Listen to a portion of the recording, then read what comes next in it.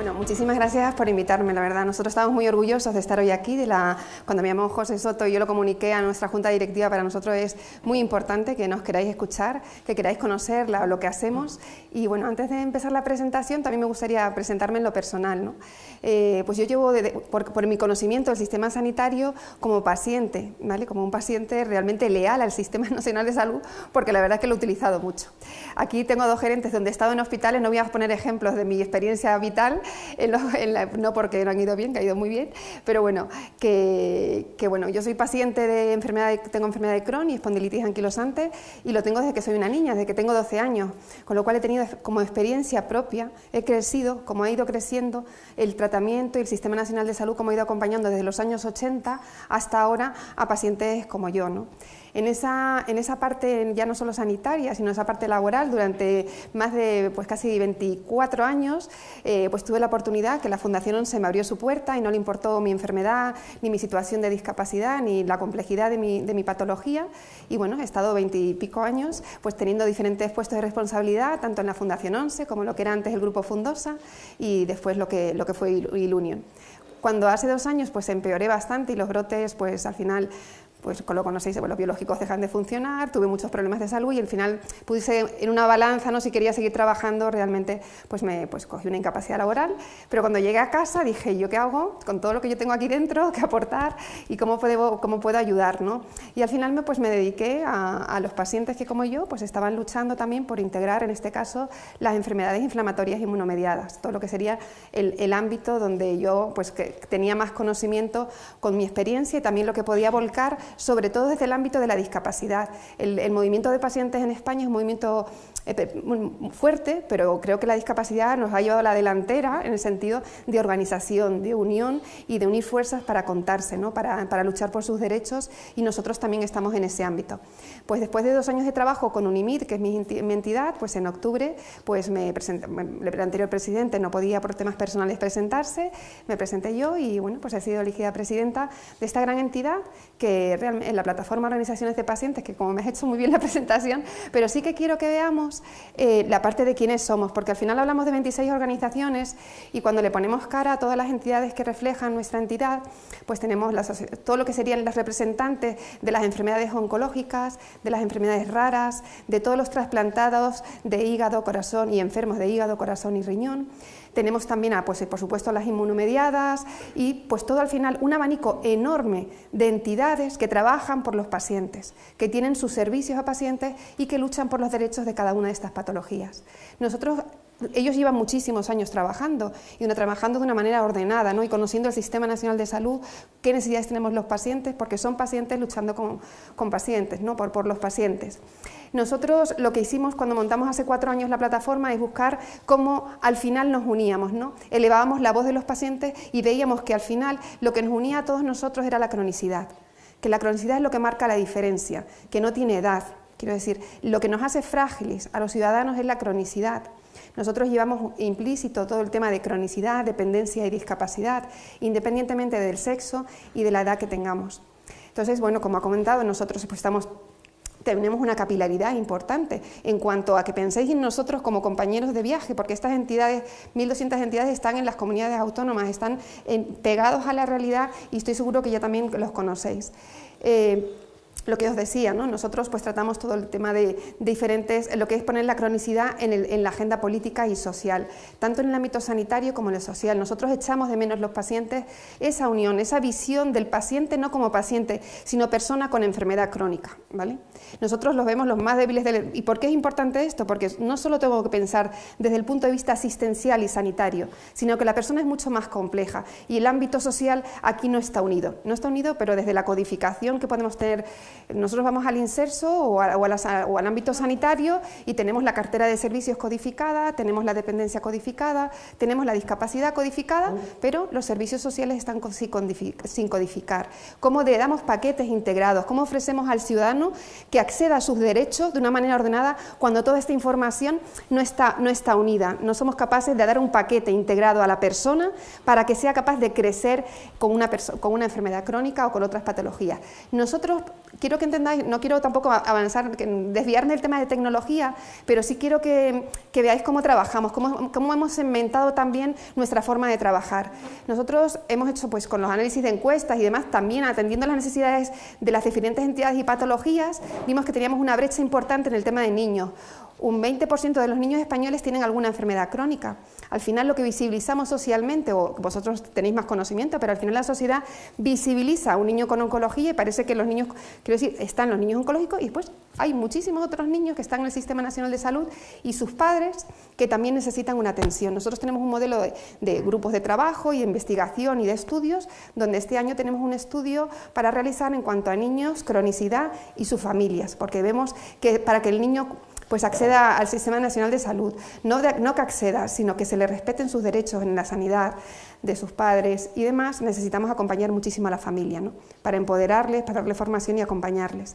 Después está todo el tema de jóvenes, ¿no? Ese paso que hacemos desde los niños que tienen una enfermedad, dan el salto a adultos, y esa parte de jóvenes, nosotros queremos ahí trabajar mucho en el liderazgo, ¿no? En que haya otras personas que vengan detrás, que cojan, pues igual que yo he cogido el testigo, que vengan otros jóvenes, que también abanderen, ¿no? Que ayuden a otros pacientes a estar en mejor situación.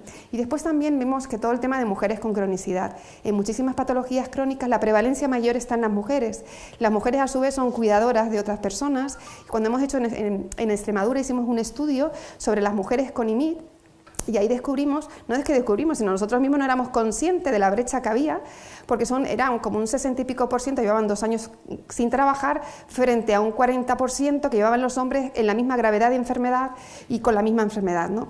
Entonces, esta brecha hay que solucionarla. Incluso muchas de ellas que están en estado moderado o grave no están accediendo a la discapacidad porque realmente no creen que tengan derecho a ella. Quiero decir, se autolimita también porque no tienen ese conocimiento y necesitamos aflorar la situación de visibilidad de las mujeres. Y también estaba el tema de los mayores, que nosotros lo trabajamos con una doble perspectiva, que es nosotros somos personas con enfermedades crónicas que queremos envejecer, que queremos alargar nuestra vida, pero tenemos que trabajar sobre ese futuro, ¿no? Ese medio y largo plazo de las personas que tenemos con enfermedad crónica, que antes pues no vivíamos tanto y ahora pues esperamos tener una esperanza de vida mayor, qué calidad de vida y cómo nosotros al final también nos autogestionamos. Y todo esto cruzado también con las familias y cuidadores.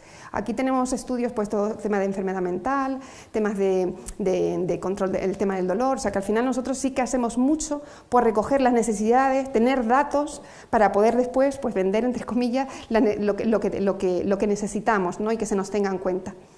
En cuanto a la parte de cómo trabajamos, nosotros trabajamos pues con una política de alianzas y cooperación, tanto con colegios de médicos, con colegios de farmacéuticos, pues al final con todos los profesionales sanitarios que nos atienden, además de trabajar con el SERMI y bueno, y abierto a cualquier tipo, también colaboramos con SEDISA y con cualquier tipo de organización que quiera y que entendamos que nos pueda ayudar, ¿no? Y que nosotros entre todos sirvamos de palanca de cambio para los pacientes.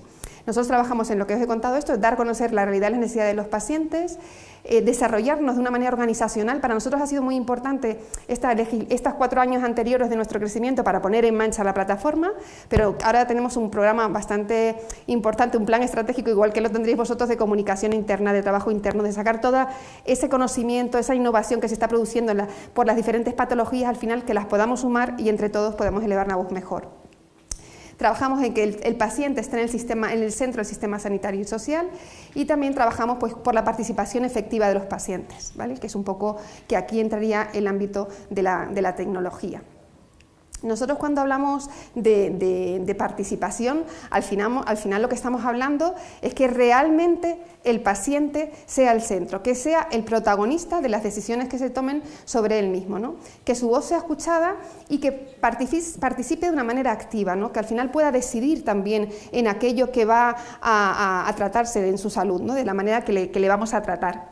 Y nosotros aquí lo que decimos es, si ponemos en valor la experiencia, y eso es un valor y es un conocimiento, ¿cómo no utilizarlo, ¿no? ¿Cómo no ponerlo en valor, coger esa experiencia e incorporarla al desarrollo, pues en este caso, de las tecnologías? Y nosotros, pues, además de que podemos participar en, poniendo en marcha nuevos proyectos, de una manera formal, pues hacer seguimiento a aquellos proyectos, poner un proyecto piloto, al final no solo se queda ahí la participación que queremos tener los pacientes, queremos decidir sobre lo que se vaya a desarrollar para nosotros. ¿Vale? Y estamos preparados para ello. Cuando empezamos a pensar en qué nos pueden aportar los pacientes o qué podemos aportar las entidades de pacientes, quiero que conozcáis que nosotros estamos trabajando muchísimo en todo el desarrollo de I+D+I y seguridad del paciente.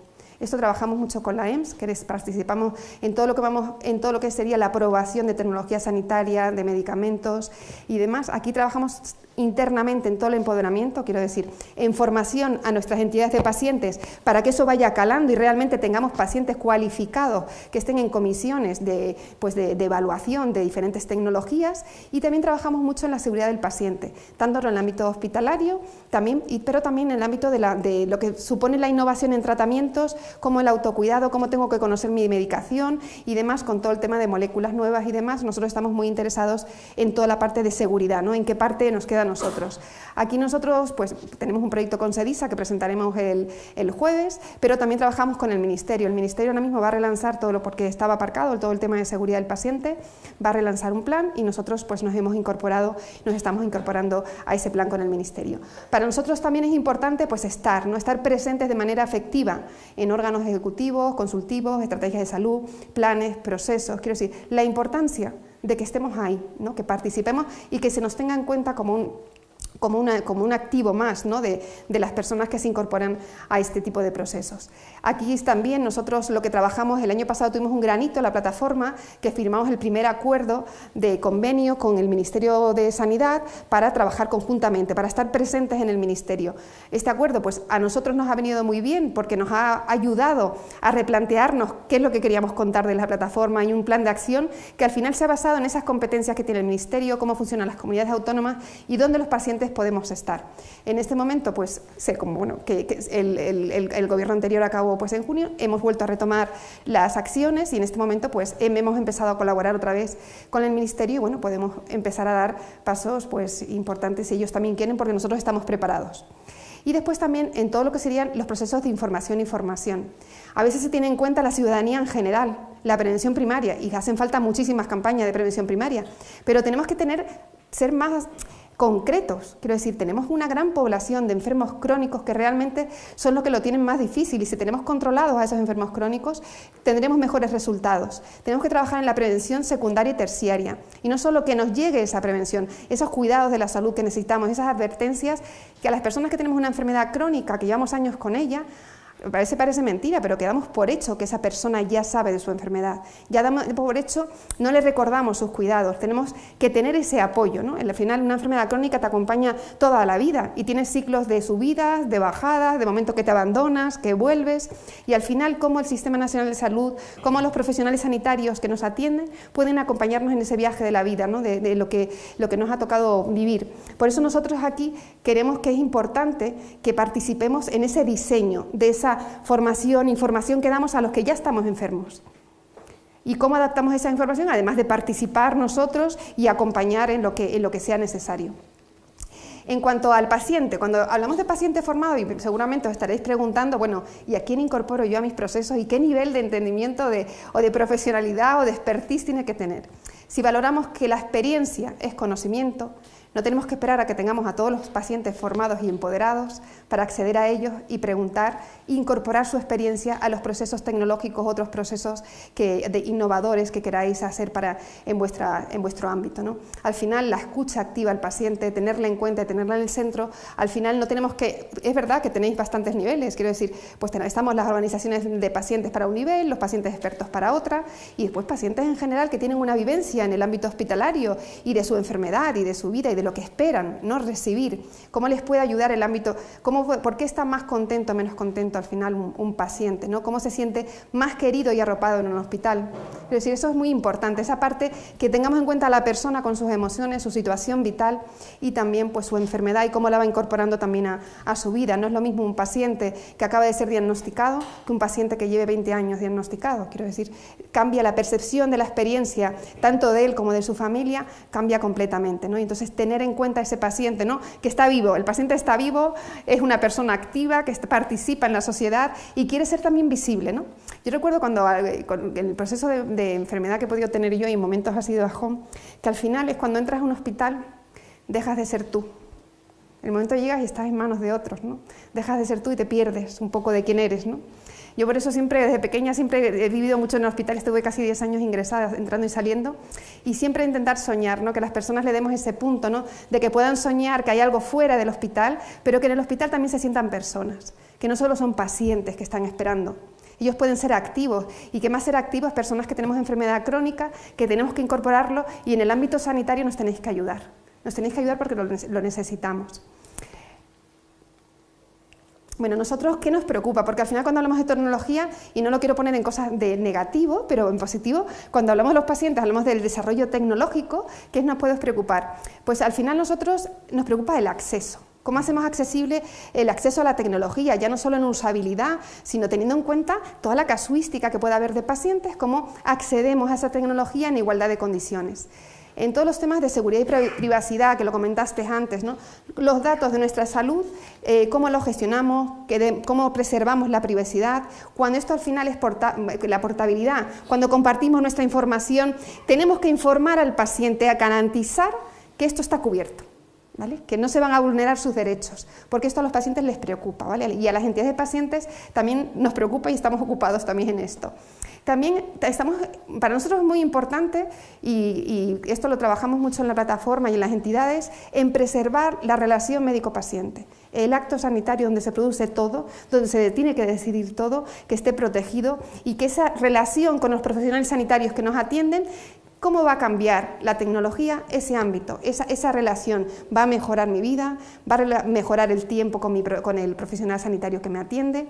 ¿Cómo voy a ganar? ¿Cómo gana el paciente en cualquier acción que hagamos en cuanto a incorporar la tecnología en ese marco de relación médico-paciente? Y también hay un tema presencial y antes también se dijo que todo el mundo prefería estar en red, pues no lo sabemos tampoco, porque todo el mundo, en general de los ciudadanos, no saben, tampoco tenemos que identificar de esos que usan más el sistema, los enfermos crónicos en su complejidad, qué es lo que prefiere y en qué momento lo prefiere, porque una persona no está estable siempre, su situación vital va cambiando, puede estar en un momento con un brote, puede estar bien, puede estar mal, quiero decir, a lo largo de su vida va a necesitar diferentes modelos de atención que tengan en cuenta sus necesidades.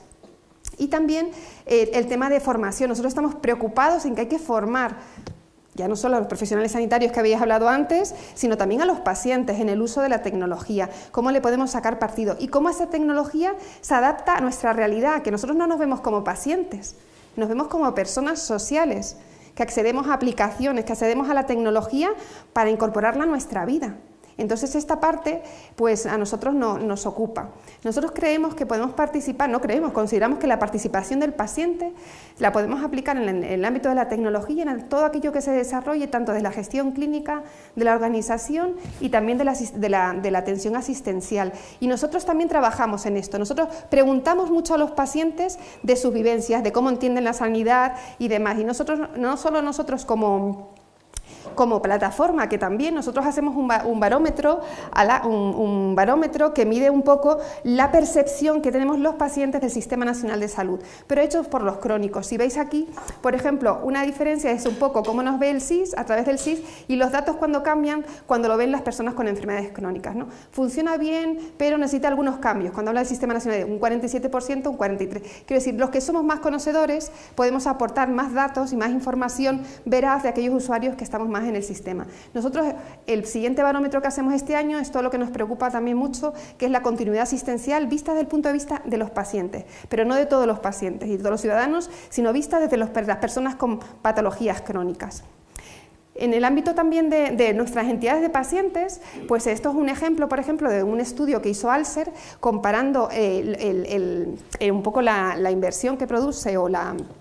Vamos a hablar siempre de inversión, pero bueno, el gasto que produce, perdonad que ponga, aquí que tengo el dato aquí, pues un poco hablando de las tomas de decisiones clínicas, ¿no? Y cómo afectan a la persona o al paciente según cómo lo miremos. Y en este estudio de Alser se midió un poco el coste que tenía la hemodiálisis y también la diálisis peritoneal, ¿no? Entonces vimos que la hemodiálisis pues era más cara y también que tenía pues mejoras respecto a la otra hemodiálisis la otra diálisis que la podíamos hacer en casa.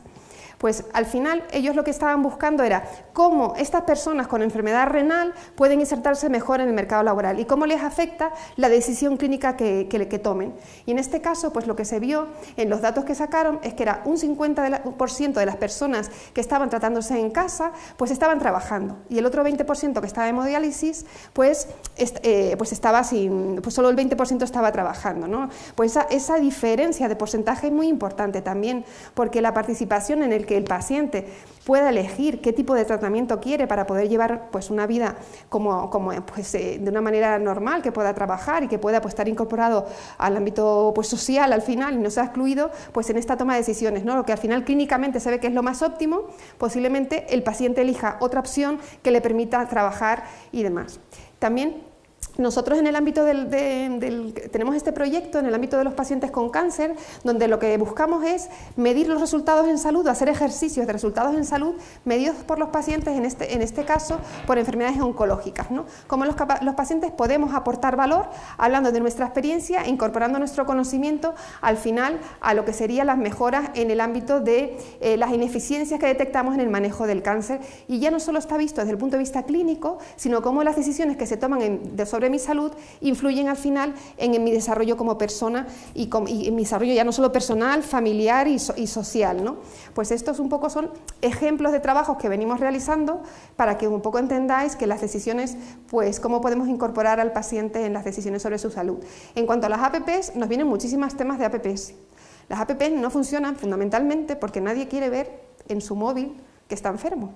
Quiero decir, esto parece una tontería y un tópico, pero al final lo que tenemos que trascender de lo que es una APP. Tenemos que buscar realmente qué piensan las personas con enfermedades, cómo quieran relacionarse y cómo incorporamos eso a cómo socializa, porque al final el móvil, las aplicaciones, las utilizamos para socializar y al final a veces desarrollamos aplicaciones sin los pacientes, sin incorporar esa visión como personas y al final lo que no queremos incorporar. A mí me han ofrecido un montón de... Karina, si llevas en el móvil que te avise del tratamiento, digo, pero ¿alguien quiere tener un sistema de alarma que me esté diciendo todo el día, Karina, estás enferma? Aunque sea una ayuda. Esto hay que meterse en la cabeza también que somos bastante raritos y complejitos. Entonces, bueno, hay que entender la realidad también que tenemos, ¿no? Y después también, pues ese modelo organizativo que planteáis, pues un poco la coparticipar, ¿no? En que la experiencia de paciente pues se pueda incorporar a esa construcción, ¿no? De un modelo organizativo que sea óptimo, que pueda dar mejores resultados. Nosotros aquí cuando nos planteamos cómo la tecnología puede ayudar en los modelos organizativos y cómo en lo que nosotros le ponemos más importancia, ¿no? Para nosotros es muy importante poner el foco y que la tecnología sirva para todo el fomento de esa continuidad asistencial. Quiero decir, todos los profesionales sanitarios que atienden a un paciente, ya sea en el hospital, en la atención primaria, en farmacia, todo aquello que rodea, que sea más llevable, que sea mejor gestionable. Toda esta parte de continuidad asistencial a nosotros no creemos que la tecnología es una palanca, ¿no? Que puede contribuir. También nosotros, si le pregunto a cualquier grupo de patologías nuestros, al final lo que queremos al final es una visión multidisciplinar del paciente, que el paciente esté realmente en el centro. Se ha innovado en todo lo que sería pues temas de fármacos, de temas de nuevas soluciones, de nuevas moléculas, pero tenemos que innovar en procesos que haga más óptimo la gestión de estos pacientes. También nos interesa todo el tema de que se incorporen los cuidados de la salud, la información a pacientes y a familiares, que meter esta tecnología influya y dé resultados en los cambios organizacionales que podáis hacer, que dé resultados en este ámbito. Y también desarrollar procesos que estén destinados a crónicos y que nos diferencien de los agudos. Y también cuando hablamos de crónicos, que realizamos también medidas de urgencia cuando estamos más malitos o menos malitos, quiero decir, porque eso sí que es importante para nosotros y eso es lo que al final supone un cambio. Y también todo el tema de que sea transferible entre comunidades autónomas, que el conocimiento al final, que no haya distinción en esa equidad territorial, en ese estar gestionado, estar en Madrid o estar en Extremadura o en Canarias, que no diferencia al final, que buscamos procesos comunes cuando se ha visto una buena práctica de éxito con algo que sea replicable y no solo por envidia. Quiero decir, les tenemos que poner muy envidiosos, pero porque es más óptimo, porque al final se ha conseguido que gestionemos mejor y que sea más sostenible. En cuanto a lo que la importancia he puesto una lista así que nosotros entendíamos que influye, que la visión del paciente en la aplicación de la tecnología. Por un lado, nosotros hemos destacado pues, la disminución de uso innecesario de los servicios de salud, la obtención de un mayor rendimiento en la visita médica, el aumento de la seguridad del paciente. Para nosotros esto es fundamental, es uno de los pilares fundamentales que estamos tratando ahora mismo, es todo el tema de seguridad del paciente. La mejora de las relaciones entre esa relación médico-paciente que os comentaba antes y también con otros profesionales sanitarios, la promoción de estrategias de autocuidado, realmente esa parte que nosotros tenemos que corresponsabilizarnos de nuestra salud, en ese ámbito la tecnología tiene mucho que aportarnos, la mejora de la adherencia también a los tratamientos terapéuticos que nos ponemos y lograr una mejor calidad de vida del paciente y una reducción de costes para el sistema, o sea que al final que todos ganemos, ¿no? Un sistema más sostenible y pacientes más responsables que al final puedan estar con mejor calidad de vida. En cuanto a la tecnología, pues al final todo lo que es el Big Data, toda la inteligencia artificial, pues lo que nos da como muestra primera es que lo que vamos a ganar mucho es en salud, quiero decir, al final en el ámbito de salud supone una gran oportunidad en la promoción de la salud, en esa medicina personalizada, ¿no? De la asistencia sanitaria, y permite también pues, hacer análisis cualitativos de las necesidades de los pacientes, sus preferencias, sus prioridades. Quiero decir, esto ya está ahí, el Big Data ya se está alimentando de todo esto. La importancia que después podamos extraer aquellas cosas que os pongo aquí es lo que nosotros vemos que ganamos con esto, ¿vale? Pues análisis cuantitativo de la realidad de los pacientes, interpretar grandes cantidades de datos para entender y predecir qué es lo que puede pasar con nosotros. Es decir, que sepamos mirar a medio y largo plazo qué va a pasar con esta persona, con este tratamiento, cómo va a ir evolucionando y cómo vamos acompañándola en el camino y vamos teniendo actos sanitarios también medidos, ¿no? Permite también esa segmentación de pacientes, lo que al final lo que queremos las patologías crónicas es que nos vean como únicos, en el sentido de no tener que explicarnos, sino que los procesos que se mantengan con nosotros estén a nuestro servicio. Y también ayudar a llegar a todos los pacientes, incluidos los más lejanos. Al final esto va a ser más accesible pues, para gente con problemas de movilidad o que viven pues, lejos de las capitales. Y también pues, nosotros consideramos que sería más eficaz en tiempos clínicos. Y bueno, nosotros creemos que participar que los pacientes, esto ya como último, ¿no? Que al final, pues como empecé, ¿no? que esto nos da es una oportunidad para todos de mejora, es una oportunidad para no ver al paciente solo como paciente, sino como persona en su complejidad y demás, y también para buscar que la tecnología nos sirva para crear lazos entre el ámbito sanitario y el ámbito social, que es lo que necesitamos pues, las personas que tenemos enfermedades. Y nada, y muchísimas gracias.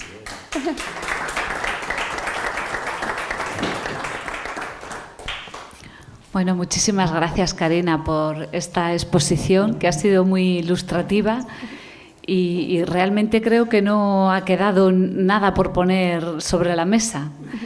Me ha llamado mucho la atención por la claridad y la coherencia de toda la exposición, pero ese reivindicar el paciente en el centro de verdad, esa necesidad de sentiros escuchados y de alguna manera la necesidad que tiene cada persona de sentir que se le atiende de manera personalizada, dependiendo del momento en el que cada uno se encuentre de su enfermedad, necesitará distinto tipo de atención y eso me parece muy interesante porque a veces los sanitarios tenemos un poco la idea de que hay que tutelar demasiado a los pacientes. Sin embargo, a mí me ha parecido que ponía sobre la mesa que no en todos los momentos de la enfermedad. Vosotros queréis también modular esto según vuestra necesidad y nos pedís que estemos cerca o más lejos dependiendo de lo que necesitéis y eso me ha parecido muy, muy interesante. Y luego el tema de continuidad asistencial, que yo creo que ahí es un reto para todos porque de verdad que da de frente contra la seguridad y eso es importante para todos. Me ha gustado mucho la exposición, muchas gracias. Muchas gracias. No sé si queréis hacer alguna pregunta. Un momento. Muchas gracias, Karina, porque era necesario en este Club Gertec vuestra presencia. Es decir, sois los actores principales de la película y esto. Bien, yo tengo una duda de nomenclatura. Paciente-ciudadano. Es decir, en realidad la salud es para los ciudadanos, no solo para los pacientes. Es decir, hombre, pacientes somos todos. Todos tenemos, nadie es perfecto, ¿no? Pero quiero decir que es la necesidad de lo preventivo, de antes de ser paciente, esa lucha, lo has comentado tú. Entonces, ¿cuál es el vocablo? ¿Salud de ciudadanos o salud de pacientes? Pues nosotros doy el salto a lo de persona, ¿no? Tenemos que atender a las personas según sus necesidades, cuando tienen un tema puntual, como un tema puntual, y cuando tengamos un enfermo crónico, tratarlo como merece, al final también, y cubriendo sus necesidades. Por eso nosotros ponemos mucho el foco, aunque representamos a todos los pacientes, ponemos mucho el foco en la cronicidad, que realmente yo creo que nosotros somos expertos del sistema también, ¿no? Con los años vamos teniendo habilidades, quizás somos los más responsables con el Sistema Nacional de Salud, no vamos a urgencias si estamos bien tratados, hacemos cosas que realmente creemos que no somos visibles de una manera importante como se debería, y es lo que nosotros apoyamos, es defender esos derechos que tenemos y un poco que se atienda a nuestras necesidades concretas. Ese debate internamente nosotros también lo hemos tenido, porque hay un tema de cuándo la gente se siente crónica o no, y esto es muy curioso. Porque la gente que tiene un cáncer, es que no les podemos llamar a las...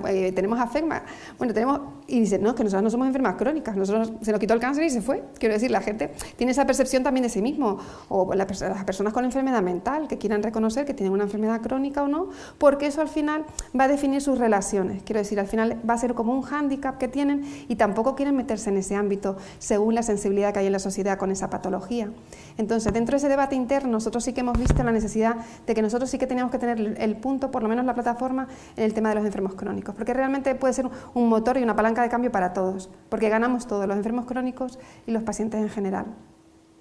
No sé si te contesto. Sí.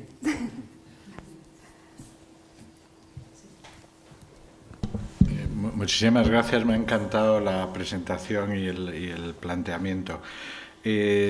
Comentábamos antes las dudas que se plantean con todos los temas de compartir información y un poco los conflictos, a veces reales o a veces casi inventados, entre los temas de compartir información, de mantener y asegurar la privacidad. ¿Cómo veis ese tema? Lo digo desde la óptica que comentábamos aquí de que parece absurdo el no utilizar, digamos, toda la capacidad que tenemos con la información de la que dispone el sistema sanitario de obtener respuestas a través de esa información de la que disponemos. No siempre es posible el preguntar. O sea, es posible a título individual cuando uno está tratando a una persona concreta, pero no tanto cuando estás manejando información correspondiente a grandes grupos de personas. ¿Cómo pensáis, sobre todo ahora en el contexto del nuevo reglamento, cómo pensáis que se puede utilizar esta información de manera que obtenga los máximos beneficios para los ciudadanos, sean pacientes o no, pero al mismo tiempo que se pueda preservar la privacidad, especialmente evitando la singularización o cosas por el estilo? Pues mira, nosotros dentro de la LOPD y lo que tenemos incorporado también a nuestras entidades, pues esta visión es interesante, porque nosotros queremos ganar con toda la explotación de datos, ganar en salud, por un lado, pero la gente tiene miedo, está desinformada, porque además, si miráis en los medios de comunicación, es que si te pones a leer, la gente al final lo que le llega no es positivo. Tenemos que dar mucha formación o información en que estamos construyendo un modelo futuro donde todos vamos a salir ganando. Y también un tema con la privacidad en cuanto a que eso no vulnere derechos, en cuanto a que nadie me vaya a señalar en mi trabajo o en otros ámbitos, porque hay mucho miedo, ¿no? Tenemos una sociedad que, pues desgraciadamente no hay trabajo para todos, pues a nivel de educación, de la gente que tenemos en universidad formándose, de qué manera esos datos garantizamos. Yo creo que esto es un tema de labor de nuestro movimiento asociativo, explicar bien lo que estamos haciendo, cómo esto llega a los pacientes y que también se explique muy bien. Y que al final podamos avanzar en eso, porque nosotros ganamos con la explotación de datos, pero tenemos que garantizar esa seguridad y yo creo que hay que explicarlo mejor. Está mal explicado. Quiero decir, lo que es que al final estamos rodeados de muchísima información, mucha contaminación, y realmente los que podemos aportar información somos pocos y pocos organizados. Entonces, lo importante es que multipliquemos ahí y nos ayudemos mutuamente en este ámbito. Sí. Bueno, es una pregunta, pero yo creo que para los dos ponentes, y es, permitirme, va a ser un poquito difícil de responder, creo yo, ¿no? Antes veíamos una fórmula de Porter donde decías que el valor depende de aquello, los resultados de salud bajo el punto de vista del paciente, y es donde viene la parte del paciente, frente a los costes asociados, ¿no? Ahí poníamos estructuras, costes, algo que los gestores, los gerentes entendéis muy bien, las fórmulas. Pero arriba poníamos experiencia del paciente, y la experiencia del paciente como un concepto de valor. Claro, ¿cómo valoramos esto? Y digo por casos muy concretos donde gestores de una institución dicen, oye, pones en un lado, mira, esto tienes este proceso y este proceso tienes estos costes, tal, y esto, sin embargo, mejora pues desde tiempos, experiencias reales de traslados por el hospital, y personalmente me cuesta muchísimo poner un número ahí. Entonces, entre la fórmula y la experiencia, ¿alguna recomendación de cómo poner esto, monetizar de alguna manera, cómo valorar la experiencia del paciente para esta fórmula? Yo en la parte mía, que es la más fácil, no tengo ni idea. Quiere decir que esto, claro, esto hasta ahora no lo teníamos incorporado en nuestras fórmulas, ¿no? O sea, nos conformábamos con tener la parte de calidad percibida, pero al final la calidad percibida lo único que modula es cómo son los servicios que percibimos. Es lo mínimo que cuando vamos a un banco. Yo creo que el meter el concepto de experiencia de paciente es ir hacia esto que comentaba Karina, de que no es solamente la calidad de los servicios que se le prestan, sino cuál es el impacto en su situación vital. Entonces, ¿cómo se puede llevar eso a un número? No lo sabemos. Pero es que hay que intentarlo, y si no lo preguntamos es difícil que podamos evaluarlo, ¿no? O sea, lo que no registras no cuenta, y lo que no puedes contar no puedes evaluarlo. Entonces yo creo que todo este modelo ICHON o como queráis llamarle, va un poco en ese sentido. O sea, ya está bien de que seamos siempre los profesionales sanitarios los que decidamos si los resultados que obtenemos están bien o mal. Oiga, quien tiene que decirme si está bien o mal es quien los está recibiendo, ¿no? Yo creo que el planteamiento, y como todos los planteamientos nuevos, pues son difíciles de evaluar, pero que nos diga, que nos ayude Karina a saber cómo contestar. Bueno, vamos a ver, nosotros entendemos que todo lo estamos midiéndolo en costes. Quiero decir, si seguimos midiendo igual, pues obtendremos los mismos resultados de no avanzar, quiero decir, porque al final es difícil justificar planes, acciones, si no podemos medirlas y poner en un papel, oye, que hemos ganado, esto cuesta cuanto menos, ¿no? Tenemos que empezar a mirar en los resultados en salud, a buscar otros criterios y otros niveles de evaluación, igual que se está haciendo con la tecnología, en los procesos donde midamos esa parte. ¿Qué ganan los pacientes? ¿Cuánto menos vienen? ¿Cuánto mejor tienen su calidad de vida? ¿Cómo has hecho este proceso para que gane? Mientras no se cambien esos criterios de evaluación y seguiremos pensando en costes, que es importante a corto plazo los costes, y me diréis todos la sostenibilidad, no sé qué, seguro que tenéis un montón de argumentos, es imposible avanzar en innovar si no se miren los resultados en salud. Para mí eso es fundamental, y eso alguien tiene que dar el paso de que esto esté sobre la mesa y sobre la agenda. ¿Alguien más? Muy bien. Bueno, nosotros venimos desde México, que es una realidad un poco diferente a todo lo que se está hablando por aquí. Yo tengo dos preguntas. Una, ¿qué se ha hecho? ¿Cómo se ha evitado la exclusión tecnológica? Que aquí, por ejemplo, todo el mundo tiene un teléfono móvil, lo sabe utilizar. Allá casi todos tienen un teléfono móvil, pero no se sabe utilizar igual correctamente, ¿no? Entonces, si ha habido algún tipo de formación o idea de cómo se ha conseguido recopilar esos datos. Y la otra es la mala búsqueda de información. O sea, es decir, un paciente lo primero que hace es meterse en Google y le aparecen una serie de cosas. Entonces, ¿cómo se educa a ese paciente para que busque adecuadamente, ¿no? Y no se vaya hacia sitios erróneos, sino que se vaya hacia el sector sanitario o se vaya hacia expertos en la materia, ¿no? Pues no sé si queréis contestar a la primera, que a lo mejor es... La primera y la segunda, si quieres, te la... ¿Voy con la segunda? Sí. Pues mira, nosotros trabajamos mucho en el ámbito del Dr. Google, ¿vale? Y esta tarde tenemos un acto de salud sin bulos y estamos muy comprometidos en realmente en denunciar todo aquello que sea engañoso, que al final a nosotros en nuestra gestión nos dificulta muchísimo el movimiento asociativo. Cada vez que aparece una cosa milagrosa, os llamarán a los profesionales, pero a las asociaciones, oye, que yo qué sé, se cura la enfermedad de Crohn con esta tisana que te tomes y te pones boca abajo y boca arriba y haces no sé qué. Quiero al final, y no solo es desmontar el bulo ese, sino cómo acompañar en ese momento de crisis a esa persona, porque al final lo que buscamos los pacientes y los ciudadanos, y muchas veces y vosotros los buscaréis, son pequeños milagros que al final hagan que vayamos para atrás y que nuestra vida no sea en ese momento la que tenemos, ¿no? Y en esa búsqueda de milagros se aprovechan pues todo el tema de pseudociencias y demás. Nosotros ahí pues estamos muy alerta, tenemos un compromiso pues con el tema de Observatorio de Salud sin Bulos, pero también entendemos que tenemos que generar muchísima más información en ciencia. Quiero decir, es muy fácil encontrar porque cuando pones una patología, lo primero que te sale es toda la gente que ha invertido y que ha metido pues fácilmente, de una manera rápida, que entendamos que también eso es una industria que está ahí, que gana dinero. Y toda esa parte de no penalizar todo esto y demás, y después nuestra obligación como entidad de pacientes y vosotros como profesionales y gestores de la sanidad y al ministerio, así también se hemos dicho, tenemos que desarrollar más información que llegue a los pacientes de manera normal. Nosotros en el Facebook, yo qué sé, es que la gente te pregunta, oye, que tengo un Crohn, pero es que me están doliendo las rodillas, ¿ahí él sabe por qué? A mí es que el médico que le ha atendido no le ha explicado la complejidad de su enfermedad, que es una enfermedad con diferentes caras, que en el momento parece una... Quiero decir, el error no está en el Google, el error viene de antes. Entonces, cuando no podemos negar que la gente entra en Google, y a los profesionales sanitarios, pues o prescriben páginas o tienen páginas de referencia que puede decir que él sabe que cuando salgan por la puerta van a salir. Oye, si quieres más información, aquí tienes un repositorio, tienes tu movimiento asociativo en el que te puedas ligar. Cuidado al principio, sobre todo las decisiones que tomamos, porque siempre al principio es cuando pasa... A mí, por ejemplo, me llama muchísimo la atención el tema del autismo y el MMS, o sea que al final unos padres estén dando elegía a los hijos. Me supone ya no solo la persona que hace esto, ¿no? Sino al final, qué desesperación tienen unos padres para dar esas gotas a sus hijos, ¿no?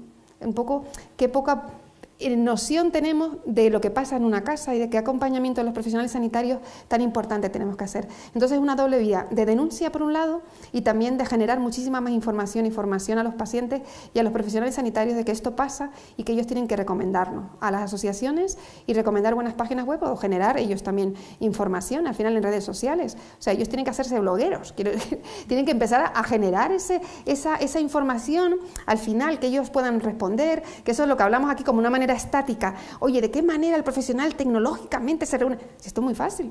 Están en Twitter todos diciéndose cosas, ¿no? Pues eso es bueno al final, ¿no? Eso hace que crezcamos como pacientes y como profesionales en ese ámbito. Sí, bueno, en la otra parte, mi respuesta es muy parecida en ese sentido. Yo creo que al final lo de los usos adecuados o no adecuados, ¿quién dice que es adecuado o no? ¿No? Es mi primera duda. Pero al final yo creo que la cuestión es ser proactivos por ambas partes. O sea, que cuando tú eres capaz de generar información de calidad, al final la gente ¿de qué es lo que se fía? Pues de algo que pueda estar muy certificado, eso habitualmente no es la línea, porque no accedes a buscar algo porque esté especialmente certificado o porque alguien de quien se fía se lo haya recomendado, ¿no? Con lo cual, al final, yo creo que es utilizar tanto los instrumentos que hay de asociaciones que puedan realmente favorecer este tipo de cosas, como utilizar, yo creo que lo que es el prestigio social de determinados ámbitos profesionales para que sean generadores de ese uso adecuado de la tecnología o de esas propuestas, ¿no? En nuestro caso, a mí me hace mucha gracia, yo que estoy aquí como representante de una unidad de innovación, no uso Twitter y no uso Facebook, por decisión personal. Pero nuestro modelo de uso, para eso ya tenemos a Julio Mayol, que hace eso por mí, por ti, por la mitad de... Hay una cosa que hacemos mucho en la unidad y que él lo comenta a veces como de broma, pero que tiene una cierta realidad, que es ¿qué tenemos que contar este mes? Yo creo que eso es importante. Al final hay que planificar un cierto número de mensajes y ese cierto número de mensajes que tengan una coherencia y que faciliten a quien está esperando qué es lo que le vas a contar, que le facilites el que ayude a responder a sus preguntas, ¿no? Yo creo que ahí el nivel ese proactivo, tanto de los profesionales como de las asociaciones, es enormemente importante. Lo de recomendar una app o recomendar una web, pues si tu propio profesional te dice, he dado esta información a las preguntas que me está haciendo, pero además puede mirar en este sitio donde tenemos esto con mayor detalle, le vas a facilitar muchísimo las cosas y no tiene que ir a buscar a Dr. Google, que irá de todas formas y lo planteará como una posibilidad. Pero yo creo que es el hecho de la proactividad ahí, ¿no? Pero la proactividad pensando en cuál es el objeto de la pregunta, no en lo que tú quieres contar, sino en la respuesta a las cosas que te están preguntando. Yo creo que es ponerse en la piel del otro, no es más que eso, con todo lo difícil que es. Sí, yo quería comentar sobre esto. Yo creo que quizá el papel de las sociedades científicas debería ser un poco este. Es decir, está bien que haya muchas personas que puedan revisar los contenidos desde la asociación de pacientes o desde... Sí, pero yo creo que al final es un tema tan técnico, en muchos aspectos estos, que yo creo que las sociedades científicas deberían de procurar dar información accesible, contrastada, y quizás es una de las cosas que no se hacen. Yo reconozco que hay por ahí excelentes documentos en Norteamérica tienen, por ejemplo, la Asociación contra el Cáncer. Hay algunos, súper detallada para que cualquier persona pueda informarse de una manera bastante clara. Entonces, quizás es un papel que debería de ser atribuido a los profesionales y a sus asociaciones, ¿no? Realmente como expertos, ¿no? Nosotros como cada una de nuestras entidades tiene trabaja con su sociedad científica. Todo lo que pone en su web o todo lo que hace cualquier consulta tiene un comité interno que evalúa todo esto. El movimiento asociativo no va por libre en el caso de los pacientes, vamos con la sociedad científica. En el caso nuestro, porque tenemos un observatorio de la observación de la atención al paciente, donde están todas pues, los colegios profesionales, está la SECA, está la Asociación Española de Pediatría. Al final nosotros cualquier cosa que saquemos está validada científicamente. No es lo mismo, por supuesto, y nosotros recomendamos a las sociedades científicas, incluso coordinamos también a veces pues la labor entre las comunicaciones que hacemos las entidades y las sociedades científicas. Ese trabajo pues sí que lo tenemos avanzado. Sí, yo también felicitar a los dos ponentes y felicitarte, Rosa, por la organización de la jornada, que como siempre con Quino y con el Club GERTE es un éxito. La pregunta mía va muy en la línea de lo que ha dicho Daniel y yo creo que ya está bastante respondida, pero de todas formas creo que podemos profundizar un poco más. Va del doctor Google, pero no va del doctor Google en pseudociencias o en prácticas más o menos de dudosa aplicación. ¿Cómo trabajáis desde la plataforma aquellas pulsiones que tienen los pacientes que se informan de cosas científicamente probadas? Cuando te vienen pidiendo, como en mi época, que yo soy una vieja rockera, venían pidiéndote el stent de Clinton, ¿no? Cuando vienen pidiéndote la última tecnología que han leído en el Google, que ya sí es ciencia y que ellos acceden a Google y acceden a información bastante contrastada. ¿Qué hacéis desde la plataforma? ¿Cómo orientáis? ¿Cómo quitáis la angustia de esos pacientes que creen que están reclamando un derecho absolutamente legitimado?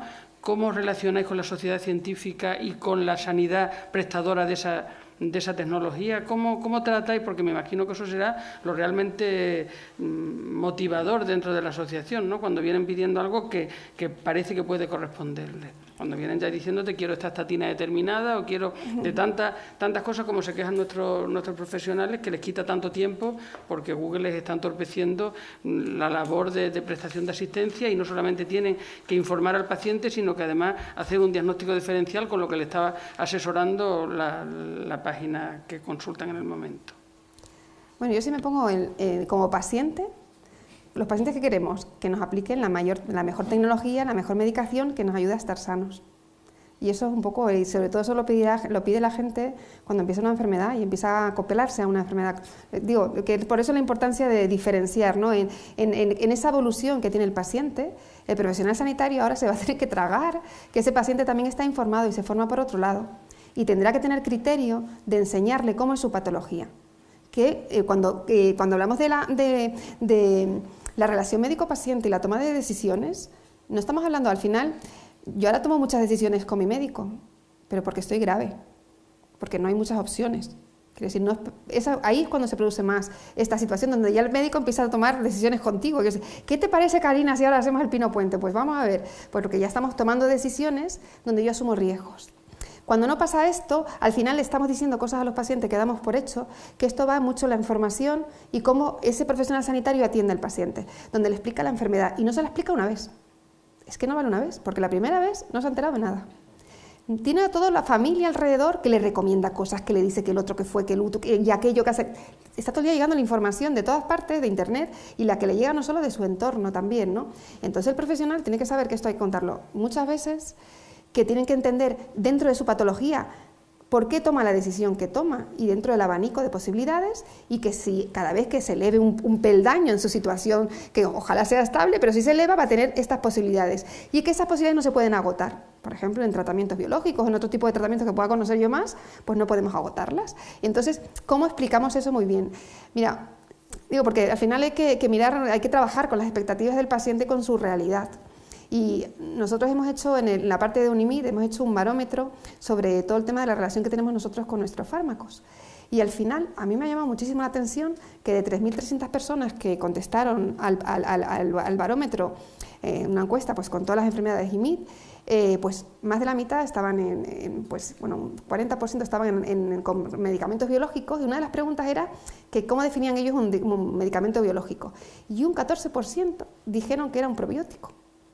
Entonces, claro, me explico, hay un gap muy importante entre lo que el profesional sanitario entiende que el paciente está percibiendo y realmente lo que el paciente está incorporando a su realidad.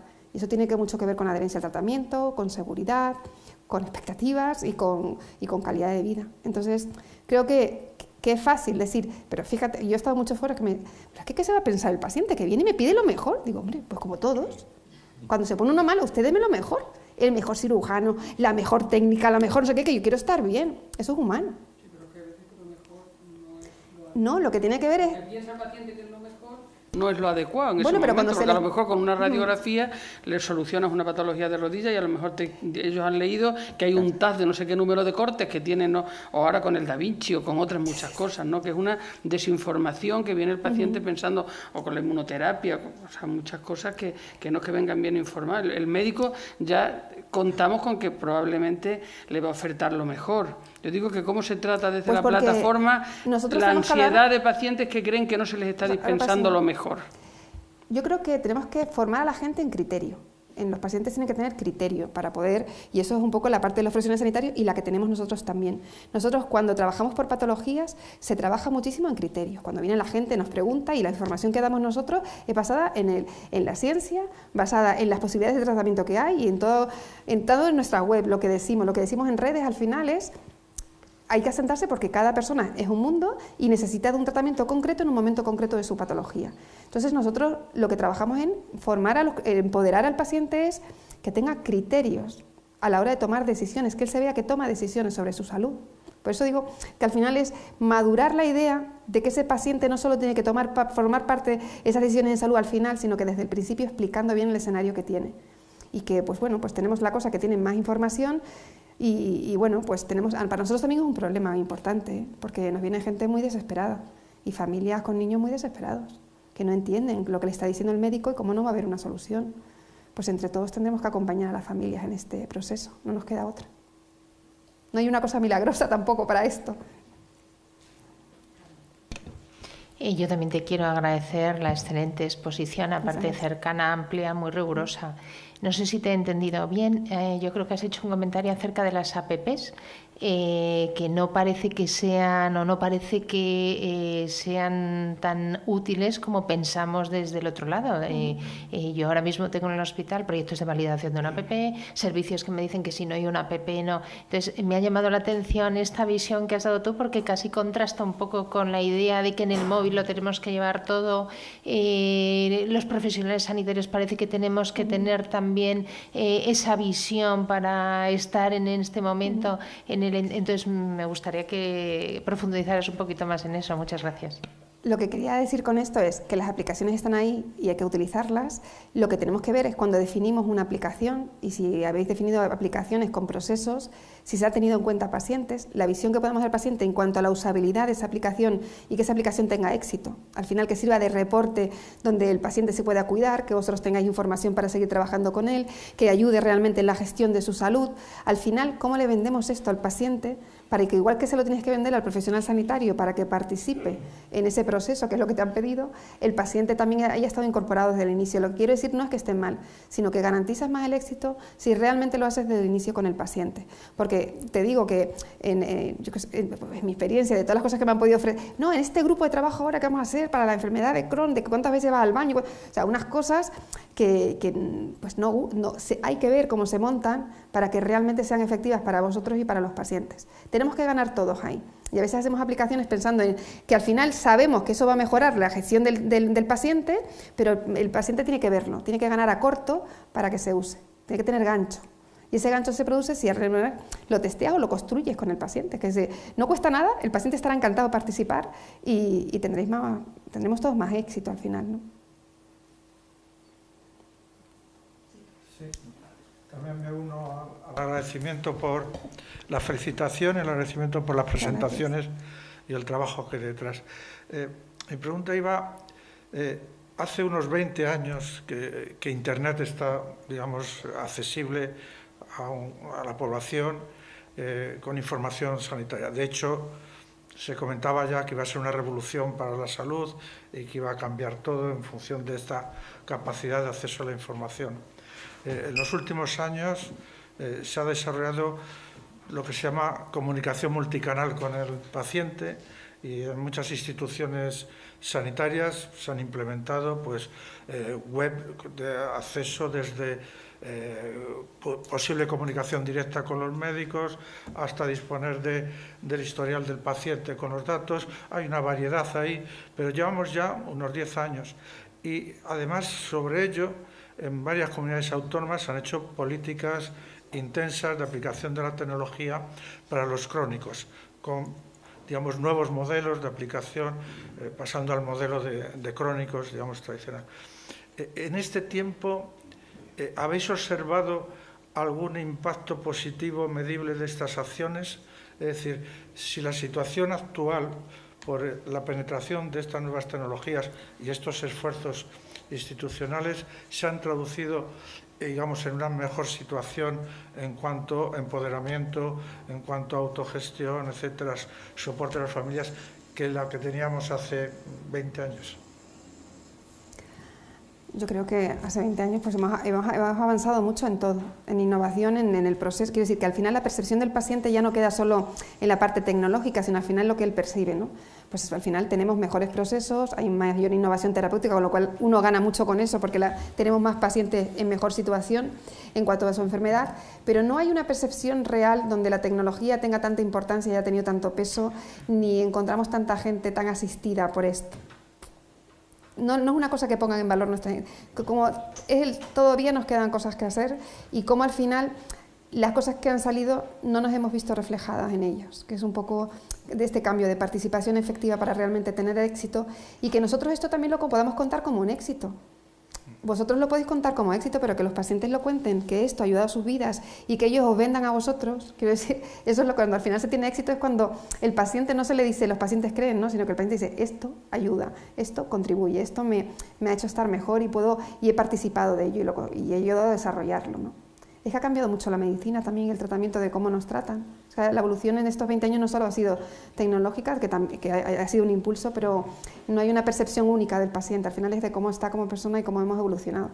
Yo sí hablo de los años 80, y cuando empecé a estar enferma ahora, pues claro, que el cambio es absolutamente enorme, ¿no? Y por eso creemos que ahora es nuestra oportunidad. Tenemos que aprovechar del ámbito tecnológico, de que tenemos una voz fuerte, que estamos organizados y que podéis contar con nosotros. Sí, un poco el comentario era, recurriendo precisamente a cómo establecer el valor, cómo eso lo podemos incorporar en la evaluación de las tecnologías, exacto, que como habéis comentado es un objetivo vuestro, y sería de mucha ayuda, volviendo al tema de la sostenibilidad, para poder tomar decisiones sobre la incorporación de la tecnología, porque lógicamente no se tienen datos a priori cuál puede ser el impacto. Lo que pasa es que yo creo que hay una parte de la tecnología que es una tecnología transparente que ya hemos dado por incorporada. O sea, que yo ahora me miro directamente en el Medline desde el teléfono. Y entonces no pienso que es que hay que ver qué bien que tengo la accesibilidad, es que ya lo doy por supuesto, ¿no? Entonces una parte de este cambio también en la propia relación con los pacientes nos ha venido dada por esa tecnología que como ya la tenemos incorporada ya no contamos con que haya que incorporarla, ¿no? O sea, otra cosa son lo que podríamos llamar las tecnologías específicas, que es un poco yo creo a lo que se refería, a lo que nos podíamos referir ambos, tanto Karina como yo. ¿Qué ámbitos específicos puedes aplicar frente a respuestas específicas?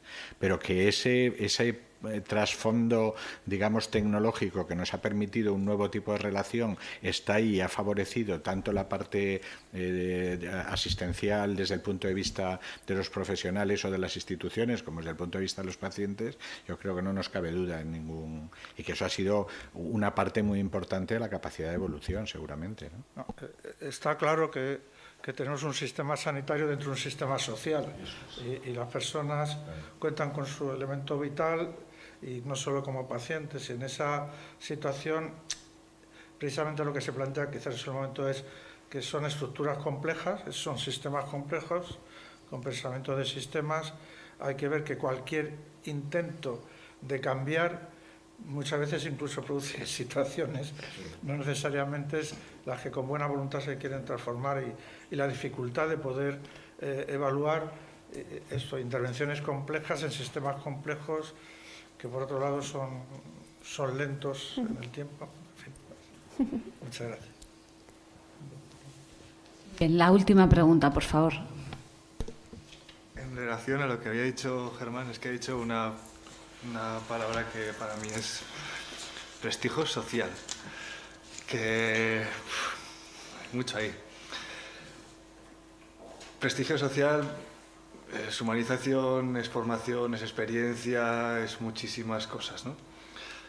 ¿Habéis percibido un cambio de directores, gerentes, de gente del sector salud en esa manera de relacionarse con los pacientes?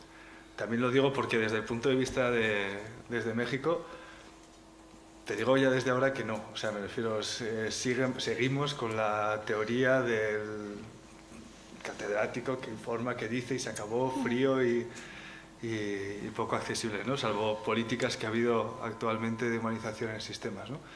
Pero vosotros lo habéis percibido. Y si lo habéis percibido, ¿a qué debéis? ¿Cómo ha sido esa inercia, ¿no? ¿Ha sido desde el propio paciente que ha dicho y lo ha reclamado? ¿O desde una actitud política que ha dicho, oye, aquí hay que hacer cosas? ¿O cómo se puede impulsar, ¿no? ese cambio hacia ese prestigio social que es necesario? Me pones en un aprieto. La verdad. No, bueno, una broma. Lo que quiero decir... que el movimiento asociativo de pacientes tenga una madurez y tenga cosas que aportar hace que las gerencias o los hospitales hayan trabajado más o menos con ellos. Alser, que aquí es la organización de enfermos y trasplantados de riñón, pues tienen gran experiencia de trabajar con gestores, con profesionales sanitarios y de estar presentes. La Asociación Española contra el Cáncer, que tenemos al final patologías que despuntan, que al final se han organizado para ver cómo mejorar y construir en los sitios donde están, pero que esto tiene que seguir avanzando, queremos seguir creciendo en este ámbito, y ya no solo por la patología, sino nosotros trabajamos desde lo transversal, que al final afecta a todas las patologías, porque al final, independientemente de eso, los procesos, porque al final, si tú preguntas a los pacientes y a las entidades, trato multidisciplinar, un tema de especialización, no quiero correr riesgos con mi vida. Ayer estaba, por ejemplo, con la gente de lesionados medulares contando toda su complejidad y claro, te cuentan su realidad de cómo se lo entienden ellos y es que lo ven tan fácil, ellos lo piensan y dicen, esto es tan fácil y tan evidente de lo que hay que hacer, que cómo no se está haciendo y cómo lo tenemos, pues llevarán toda su vida contando eso y 20 años o 40 años, por ejemplo, que lleva España organizado y luchando por esto y pues al final no se está traduciendo en el tema de los procesos y también por la complejidad que puede haber en España, pues todo el tema de comunidades autónomas y todo el tema de presupuesto, que también eso también influye, ¿no? Soy muy blanda, una más. Enhorabuena, Karina. Yo creo que ha sido una gracias. exposición fantástica. Además, te tengo que decir que creo que es la primera vez que una asociación de pacientes ha hecho una exposición como la tuya y no solamente reducida a contarnos cómo es su plataforma o su asociación y qué reivindicaciones tiene, ¿no? Con lo cual, doble mérito por tu parte y te lo agradezco sinceramente. Muchas gracias. Yo simplemente te quería preguntar. Estamos ahora en un momento en que realmente los pacientes estáis asumiendo responsabilidades.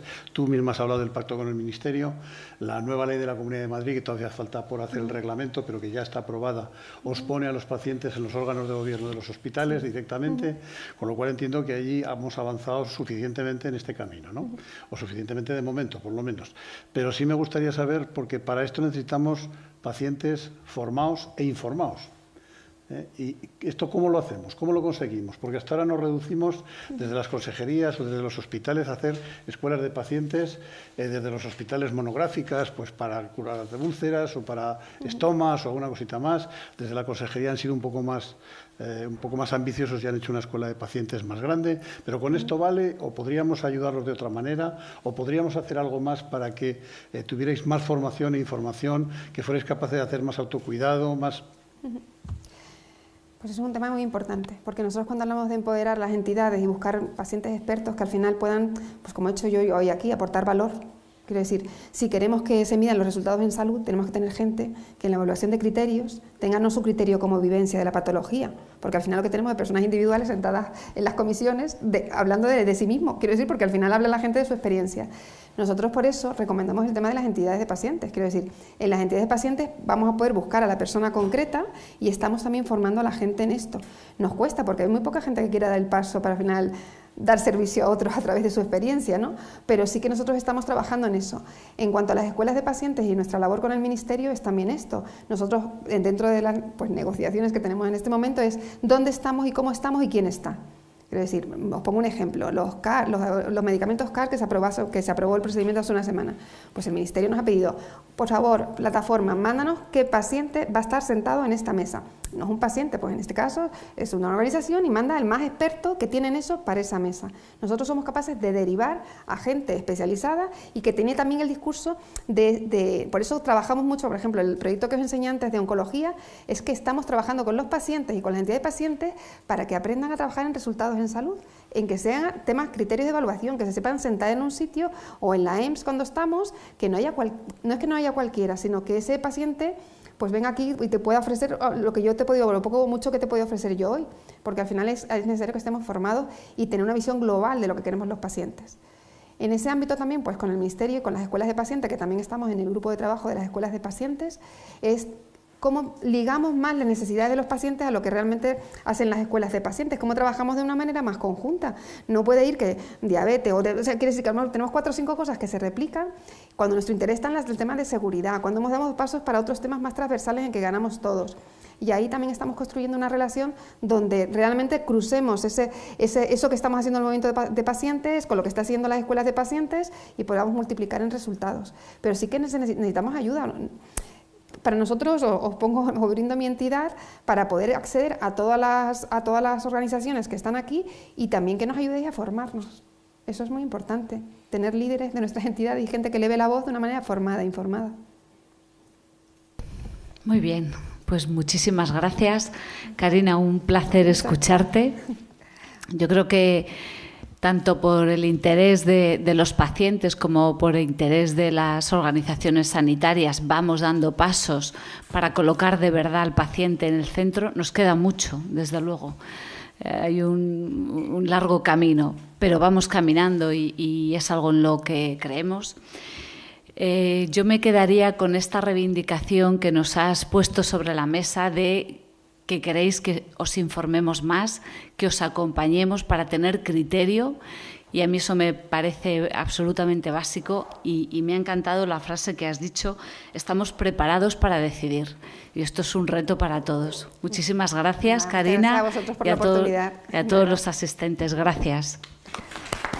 Muchas gracias.